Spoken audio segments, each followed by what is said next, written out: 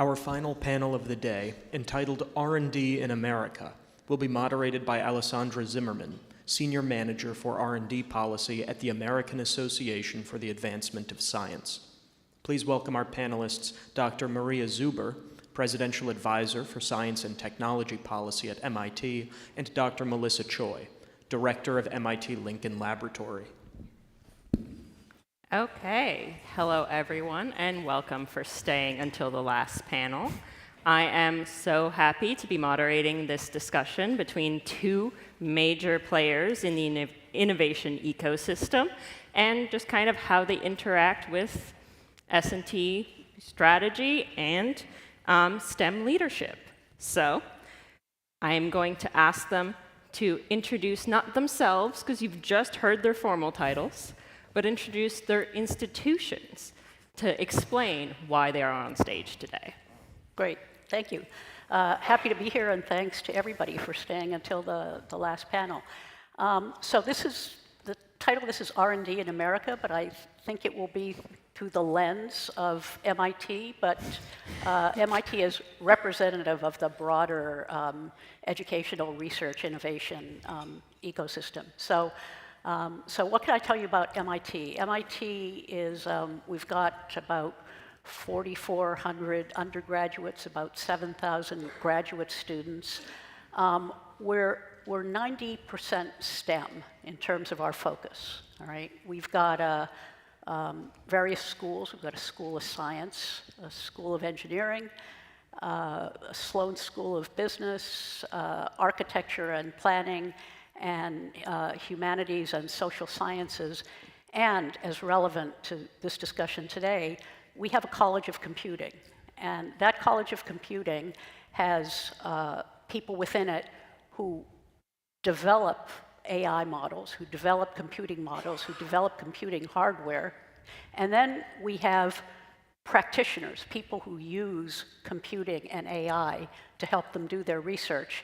And those folks have joint appointments in the College of Computing, but they are distributed in all the other parts of MIT. And I guess I'll say one more thing before turning it over to Melissa here, and that's that it doesn't matter what discipline you're in. If you're not one of the 90% STEM people at MIT, you're probably still using computing in some way, shape, or form, okay? We tend to attract people in the humanities, the social sciences, architecture and planning, business, who like to hang out with computing-like people. And so it makes for a really exciting and vibrant educational research and innovation ecosystem. So MIT Lincoln Laboratory is one of MIT's laboratories. It's their biggest, I think by far. We have about 4,600 people at the laboratory. And we're one of 10 Department of Defense federally funded research and development centers, or FFRDCs, like RAND, who was on the stage a little bit while ago. We're a research and development FFRDC, so the role we play for the government is really doing architectures and analysis, technology development for the long term, and then our bread and butter is really prototyping. And then, of course, we act as an independent advisor to the government. That's part of our role as FFRDC, which means we don't compete with industry, but we do try to transition our technology out to industry and pull in industry technologies. So we view one of our roles as bringing together government and industry and kind of working in the seams there. So we have, again, 4,600 people working across multiple disciplines. We're organized around our mission areas, and they span everything from air, missile, and maritime defense to cyber, to communications, space, ISR and tactical systems, homeland protection, air traffic control, and a few others. So we organize that way, and we work across those seams, again, to deliver capabilities to the DoD largely. Okay, so I came to the conference halfway through, but I saw a lot of talks about how AI can be used in the lab. Very specific examples from companies about how their AI has an immense use case in the wet lab or even out of the wet lab. How are your institutions incorporating AI into research, not just doing research on AI? Okay, so can Go ahead, yeah. I'll start out with that. Okay, so first of all, MIT is a university, and the lower you go, the more power there is. Okay, so MIT is a grassroots institution. So nobody in management or administration can tell anybody else to do anything. So the decision on how to do incorporate AI in your research, or whether to incorporate AI in your research, that is a personal decision. And so all of these people have made this decision. The role of the institution is to make sure that resources are available so that people have what they need in order to do their work. Okay, and this means computing infrastructure, but also people support of making sure that we have systems that work and that they can get the kind of help that they need if they have a question about how to implement any computing thing in their system. So there actually have been a lot of talks today on individual examples of how to use AI. So of course, in material science or in the laboratory, you can use AI to search parameter space and tell you the place where you need to go in the lab and do your experiments. And the same thing goes for computer simulations. AI is, generative AI has been a particular boon to the humanities, the social sciences, where they can now use this because that has the capability to handle non-quantitative data, okay, and to provide insights into that. And so it's really opened it up so that everybody, no matter what field they're in, has the ability to make computing a part of what they do to enhance what they do. And let me say one more thing here. There are different fields use computing in different ways, and there are a lot of fields where it doesn't matter how much software you have, but if you don't have something else, you just can't make progress. Okay, so my own field is in developing instrumentation that I put on spacecraft and launch and go to other planets. So if I don't have an instrument going to another planet, it doesn't matter how much AI that I have, okay? Once I have that data, clearly AI can help me sort through it. But having, the right sensors, having the right instruments in the laboratory on Earth, these things are crucial. And if you want to make progress, you really need to have an understanding of the hardware associated with it, and not just the software. So, Thanks. That set me up really nicely for what I'm about to say, because it's very similar to the way we work at the laboratory at Lincoln, except we're doing it for government-funded projects for the most part. But everything Maria said rings true. It's very grassroots. Everyone wants to use AI. Actually, for us as a challenge, it's a challenge that a lot of our work is sensitive or classified, or it crosses boundaries that don't come together well to apply AI. But everyone wants to use it. And we've had, I could give probably hundreds of examples where we've used it specifically to accelerate discovery. We've used it for materials discovery, similar to what you heard in an earlier talk today, finding medical countermeasures, doing things like processing data from the sensors that we build, radars and optical systems like Maria mentioned. And I'll echo, the AI is no substitute for those systems. It's an enabler for a new way to look at the data and maybe drive new sensors, but you can't have the data without the AI. So what really we've tried to do at the lab is to empower the staff to use AI as much as they can. That means bringing AI into the lab and bringing tools into the lab because we can't always push them out into the cloud. Teaching them how to use it. We've also tried to apply AI across our operations, not just for our research. We're using it in our finance. We've just started a new partnership with the Project Management Institute to try and accelerate and improve the way we do project management as a whole, and AI will be a key piece of that. That's going to be one of our first use cases, is on some of our largest prototyping programs. We also have a large supercomputer as part of Lincoln Laboratory that we use within the lab that we let our MIT collaborators use.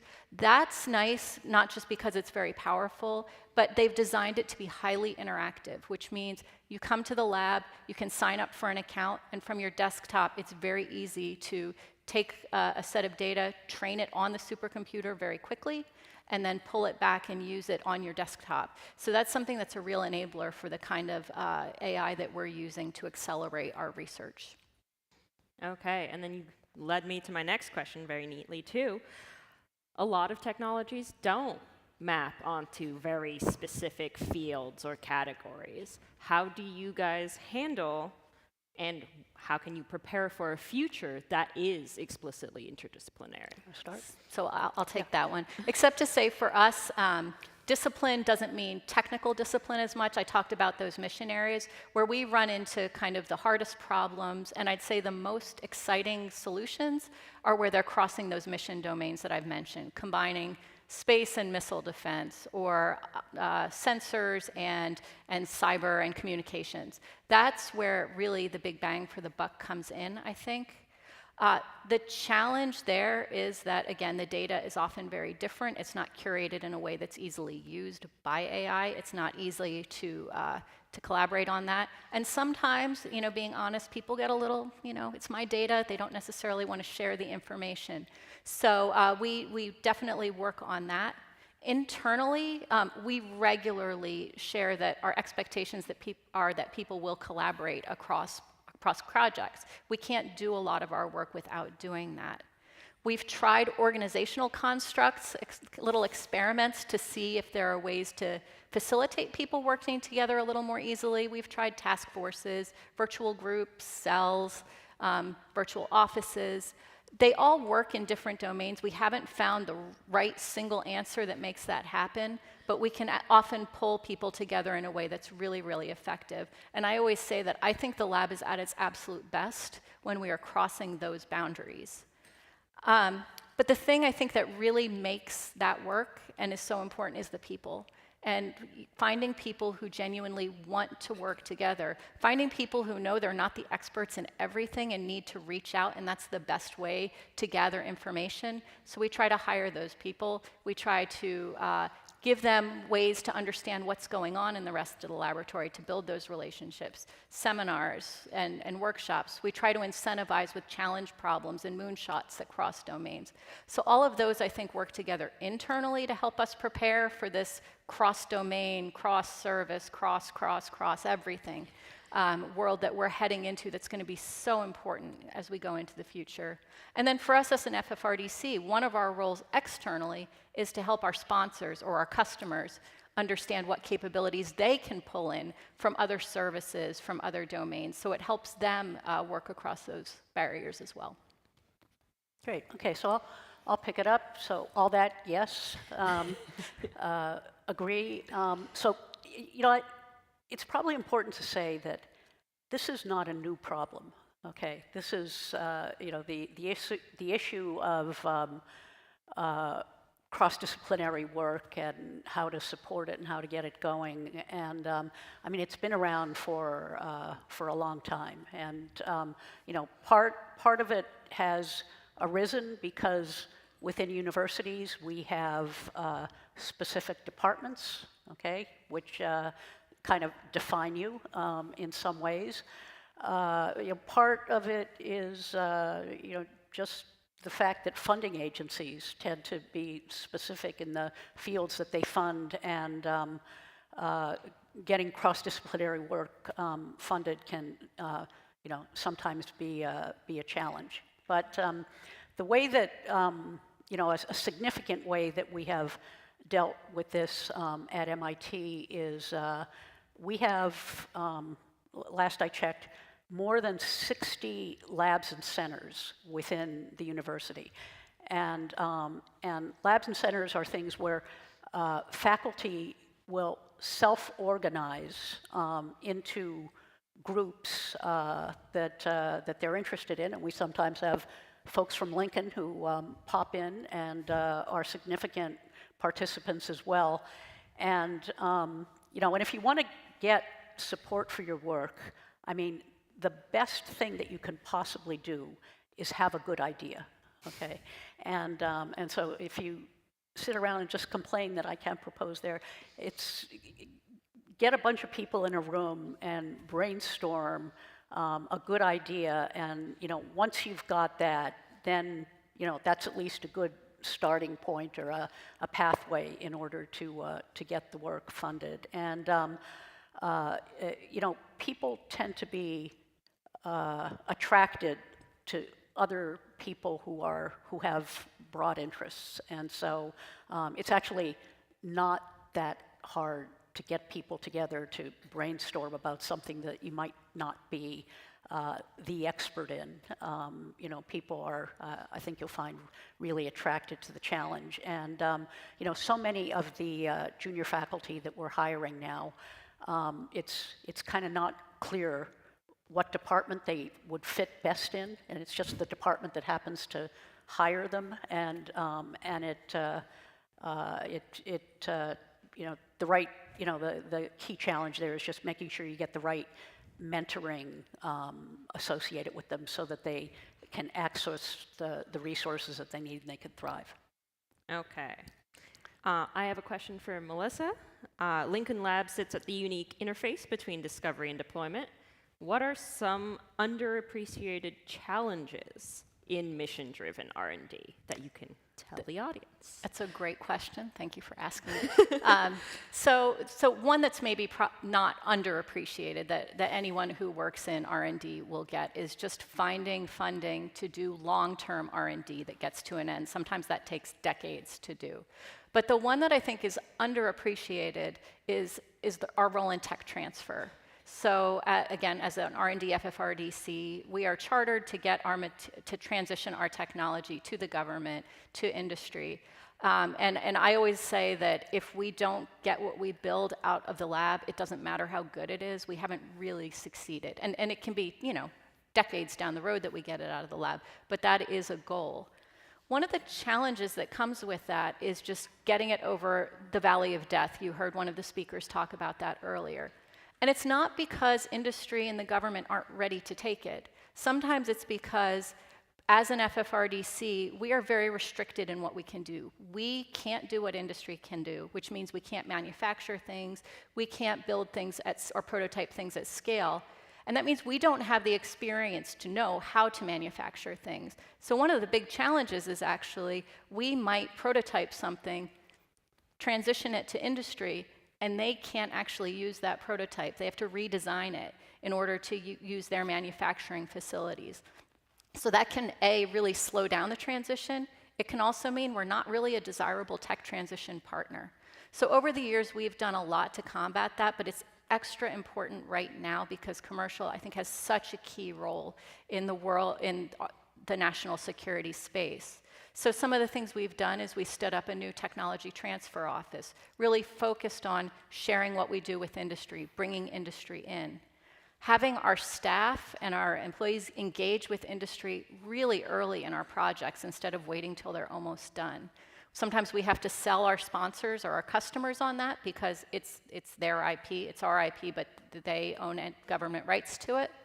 And then we have to, if we can, even engage them pre-project. If there's commercial research that doesn't have a government application, we can partner with commercial there through CRADAs or SBIRs and STTRs to help develop that core technology. And that really helps us work towards something that they can really take when we're done with that first prototype.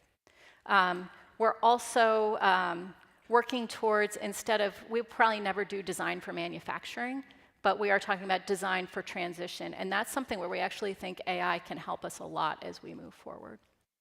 Okay, and then Maria, a similar but slightly different question.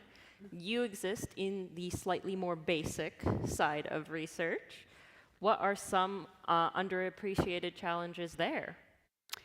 Yeah, well, yeah, so we, at MIT and at ever more universities, we do the education, the research, the innovation. MIT really is all about impact. We make discoveries in our lab, and our measure of success isn't the number of citations. It's how can a discovery do the most good if it gets outside of MIT, the most good for the world, the most good for whatever. And so this one is not underappreciated. It's talked about frequently. There's ever more emphasis on applied research and the fundamental basic research that we need to make those discoveries that can then go into the applied designs and spin-outs. Funding that is getting more and more challenging, and even more challenging these days. Okay. Another, moving a little bit farther on in the ecosystem, at a university, the tendency is to have rules that apply to everybody in your community. You want to treat everybody in your community the same, just like you want to treat all your children the same. Okay, but the rules that you have, they tend to be non-optimal for different fields and sometimes for different individual research areas. And if I could just give just one general example of that, like with IP and open access, the computing folks like things to be open, they like things to be open source, they like things to be out there, that's how they get their impact. The folks who are designing things that could potentially be a drug want to protect that IP, and protect their intellectual property. So it's impossible for MIT to make a statement about where they stand on that in general as an institution, just because the fields are so different. And so I think this is again not specific to MIT, but it's something that we have to be front of mind about, because we want researchers in all of our fields to have the maximum benefit of their work. Okay, and then the last question, I'm going to take a little bit of moderator's privilege. So I spend my days tracking federal funding. I would like to ask you guys, you've experienced many different federal fundings and models, but what does federal funding do well? What, in your experience, is a place where federal funding cannot be replaced? Well, it's... Go ahead. Okay, Yeah. I start. There's a lot to say here, so I'm sure I'll leave something for you. Well, it's the fundamental curiosity-driven research. Okay, so where you're just looking in a parameter space because you haven't looked there and you don't know what you'll find. Okay. MIT works very effectively with industry. We really value our industry connections. When they fund us, they usually have something specific in mind in terms of a field. Sometimes we can get a little bit of curiosity-driven funding from industry. But in those cases, it's usually because they're interested in hiring our students and they're less concerned about what those students actually study, okay, in terms of a thesis topic. But just in terms of the sheer breadth and volume of funding that the government provides, that cannot be replaced by industry and/or foundations. So for industry, which provides MIT with nearly 20% of its funding, industry overall provides only 3% of its R&D funding to universities. Okay, so industry mainly funds itself, and it's mostly the D, not the R. Okay, so even if that were increased considerably, it wouldn't come remotely near being able to fill the gap at universities writ large. And so on my side, if I focus in on the national security space, where Lincoln lives, I think one thing that the government can do well is to fund that long-term technology development for national security. Industry, the commercial world could do that, but I don't think they've been incentivized really to spend decades developing the next national security technology. They have different motivations. I'm overgeneralizing here. The return on investment, the impact needs to be faster. So they're not necessarily going to put a whole lot of their money into national security.